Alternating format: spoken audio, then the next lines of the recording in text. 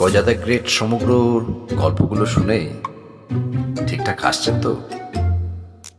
আজকের গল্প তদন্ত করলাম, ফাঁসি দিলাম। বিকেলের শেষ আলোটুকু মিলিয়ে যেতে না যেতেই পুরো গ্রামটা অন্ধকার হয়ে গেল। হঠাৎ এক আতঙ্কের চিৎকার। সবাই ছুটে গেল গ্রামের এক মোড়ে। সেখানে পড়ে আছে এক তরুণের নিথর দেহ।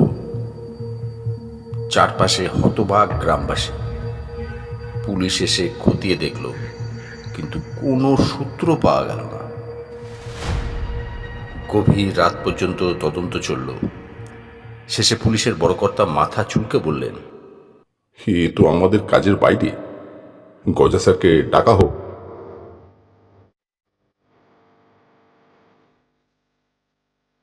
সকাল হতেই গজা স্যার হাজির হলেন। মাথার চকচকে টাক, পেটে চর্বির আধিপত্য, সঙ্গে এক গাদা কাগজ, টর্চ আর একখানা বিস্কুটের টিন। তিনি চারপাশে তাকিয়ে ঘোষণা দিলেন, তদন্ত শুরু। তারপর ঘটল একের পর এক অদ্ভুত কাণ্ড।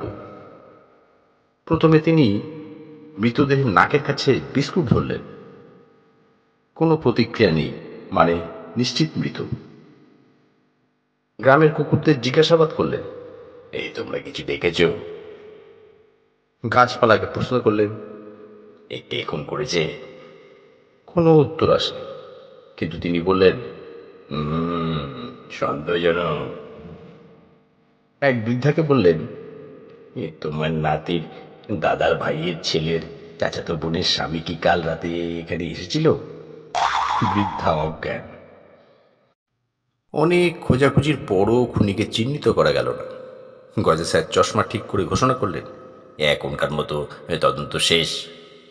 আমার সিদ্ধান্ত একটাই। গ্রামের সবাই উত্তেজিত হয়ে তাকিয়ে আছে।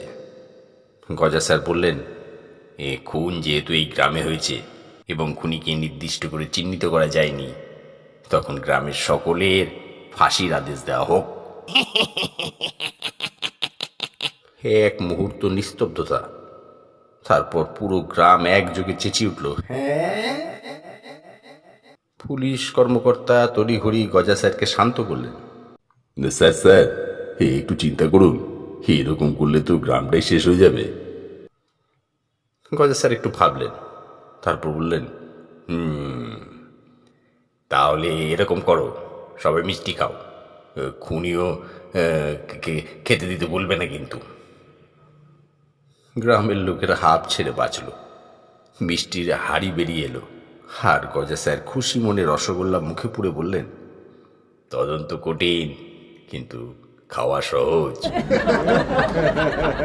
গ্রামের লোকেরা আবার হেসে গড়িয়ে পড়ল, আর পুলিশ অফিসার মাথা ঠুকে ভাবতে লাগলেন, আমরা কেন যে ওনাকে ডাকলাম। গল্পটা শুনে ভালো লাগলে নির্দ্বিধায় লাইক, কমেন্ট এবং শেয়ার করুন। একটা লাইক তো আশা করতেই পারি।